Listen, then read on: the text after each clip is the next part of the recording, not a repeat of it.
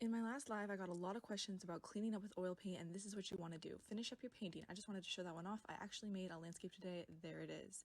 First, save your reusable paint in some Tupperware. Oil paint is too expensive not to be doing this. Use a palette knife to scrape up your palette and clean off the other paint. Throw it away, store it if you think you might use it, or make an abstract work of art like I do. Next, clean off your palette knife and wipe down your palette. Seriously, don't go hard and try to keep your palette white. You want a brown palette. White palettes and canvases are actually a pretty recent invention, and they literally make no sense. Next, gently pull as much paint off your brush. Time to wash. Use warm water. Get the bristles full of soap, lather it into your palm, wring it out with your fingers, and then repeat until the paint is completely out. This is the soap I use, and this is what you can find in an art store. Lastly, lay your brush flat to dry, otherwise water will seep into the handle and will break down the glue holding it together. You know, most people agree that dying in your sleep is the best way to go. There's no signs of torture, no signs of pain. You just pass away peacefully. And my grandma used to say that that's angels carrying you up to heaven when you go like that. But she also said that sometimes the angels were clumsy and they would drop you by accident. Hey, remember that time when you were sleeping and you felt like you were falling and then you suddenly woke up?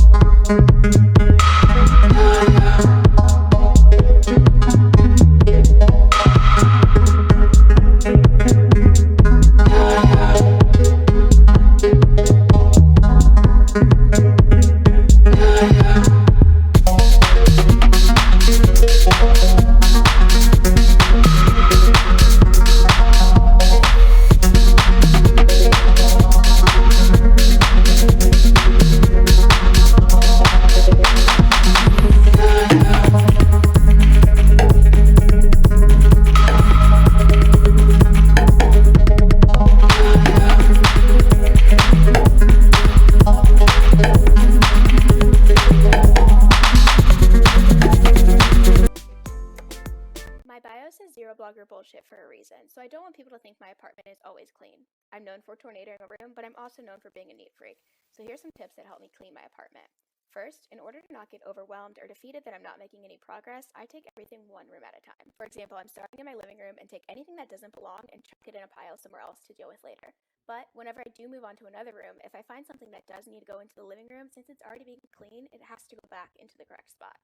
Next, my motto is, if possible, anything that's not decor should be kept out of sight. We've seen that I love my remote cover and my little cord cover, but this also goes for things like your laptop charger or the notebook you write on all the time. This next thing is something that may sound silly, but after living with roommates, I realized there's a lot of people who think using just a Clorox wipe and wiping the table is cleaning. No, please move everything, dust it, and wipe it down with a cleaner. Sorry if that came out harsh, but this next tip is just the little things that I do to keep my apartment looking and smelling fresh. Like adding dryer sheets to my vacuum for smell, throwing my pillows in the dryer to fluff them up, spraying things I can't wash with fabric deodorizer, and open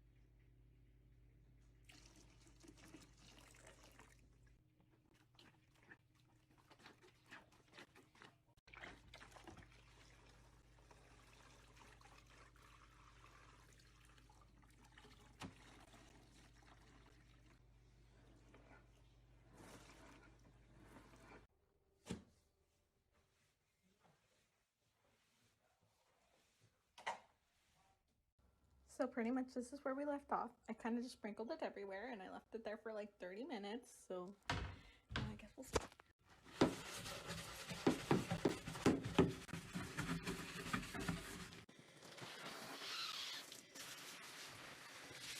So this is what we ended with. Not gonna lie, thought it would do better, but you know, better than it was.